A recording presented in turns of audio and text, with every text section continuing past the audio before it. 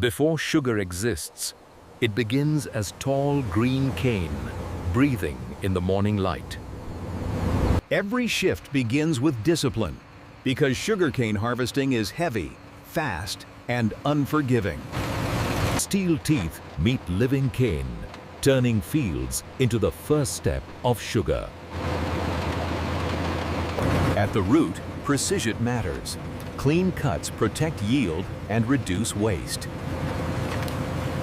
In minutes, a trailer becomes a moving mountain of sweetness to be. Even here, the process begins, separating what won't become sugar.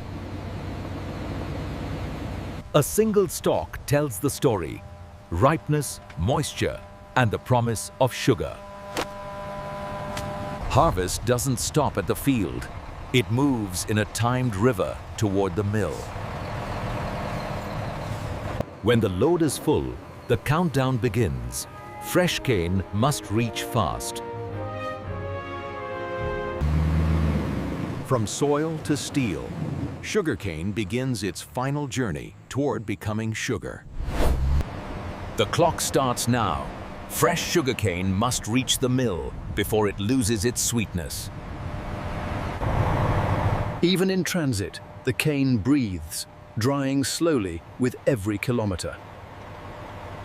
Before crushing begins, every ton is counted, because sugar begins with numbers. Weight becomes currency here, the value of a harvest measured in tons. Every load gets a name. Traceability is part of modern sugar factories. The road narrows now toward the beating heart of cane sugar production. Beyond this gate, sugarcane stops being a crop and becomes an industrial process. This yard is a living mouth, always hungry, always moving. Every movement is controlled, because one mistake can jam an entire sugar line. Now the handoff is complete. Field harvest becomes factory flow. The factory's first breath is loud, sugarcane pouring like a green river into steel. Gravity does the first work, feeding the mill without mercy or pause. From this moment, the cane never stops moving, only changing form. What looks like steel and smoke is actually a machine built to extract sweetness. Inside, the air changes, hotter, wetter, and filled with the sound of work. The cane climbs into the mill, toward machines designed to crush its secrets out. This is the first transformation, sugarcane torn open to release the juice inside. Machines don't guess. Every blade and pressure reading decides how much sugar survives. From here, the entire sugarcane factory runs like a single nervous system. Now the real work begins, where sugarcane is pressed until sweetness turns into liquid. The first squeeze is brutal, forcing sugarcane to give up its hidden liquid. This is not yet sugar, only raw juice carrying soil, fiber, and sweetness together. Before purity, there is separation. Every impurity removed is sugar saved. Nothing is wasted here, not even the parts that will never become sugar. Now the juice travels, pushed through arteries of steel toward purification. Heat and time begin their work, calming chaos into control. A measured drop changes everything, chemistry guiding sweetness toward clarity. Dirt becomes visible here, gathering itself, ready to be removed. The factory separates the unwanted, so only sweet liquid moves forward. Now it looks like what it truly is: sweet juice preparing for its final transformation. To become sugar, the juice must lose water, slowly, relentlessly, under heat. These towers don't just boil. They recycle heat like a factory-sized engine of efficiency. Every degree matters. Too much heat burns sugar. Too little slows the whole factory. Inside this metal body, sweetness concentrates, measured not by taste, but by data. As water leaves, what remains grows heavier, syrup forming from the heart of cane. Now the liquid carries real value, dense syrup ready to be turned into crystals.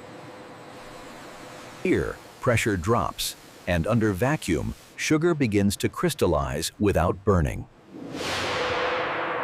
A pinch of crystals becomes a blueprint, guiding syrup into structured sugar. What was liquid now carries grain, sugar forming one crystal at a time. The factory spins the truth out of syrup. Sugar stays, molasses escapes. Not everything becomes crystal. Molasses carries what sugar leaves behind. What remains is raw sugar, wet, heavy, and alive with heat. From spinning steel, the crystals drop, moving onward before they can cool. Wet sugar can't be stored. It must be dried, stabilized, and disciplined. Heat drives moisture away, leaving crystals strong enough to survive the world. Even sugar dust is captured, because every gram is profit and safety. Cooling locks the structure, so crystals don't melt back into syrup. Upward again, because the factory designs every movement to feed the next machine. Before it's packaged, sugar must be uniform, because consistency is the factory's signature. At this stage, humans step back. Automation takes over the movement of sugar. Wires and sensors replace guesswork. Every second recorded, every gram tracked. Even invisible moisture is detected because sugar must stay dry to stay alive. In an instant, the factory decides where the sugar goes, without human hands. These silos are not warehouses. They're controlled lungs holding sugar in safe silence. Sugar dust is dangerous. Automation keeps the air clean and the factory safe. Samples move like evidence because quality must be proven, not assumed. Sugar size trays. A sugar factory is a living organism. These screens are its eyes. Air becomes a conveyor, carrying crystals without crushing them. With the right volume secured, the factory releases sugar to the final refining steps.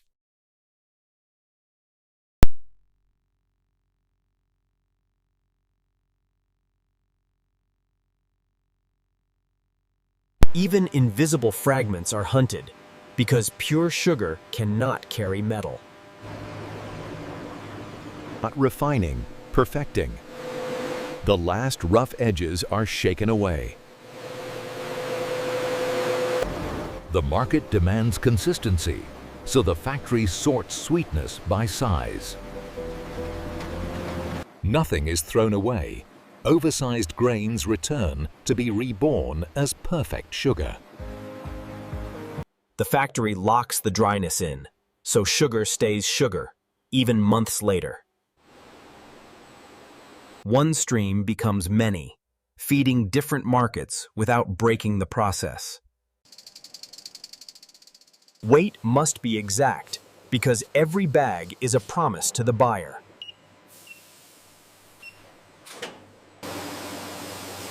Even the air is engineered so crystals don't cling, clump, or contaminate. Now the crystals are ready, but before a single bag is sealed, the factory must test the truth. Before sugar becomes a product, it must prove itself under inspection. A factory's reputation lives in its laboratory, not on its conveyor belts. Every grain can be traced back to the field, the shift, and the machine.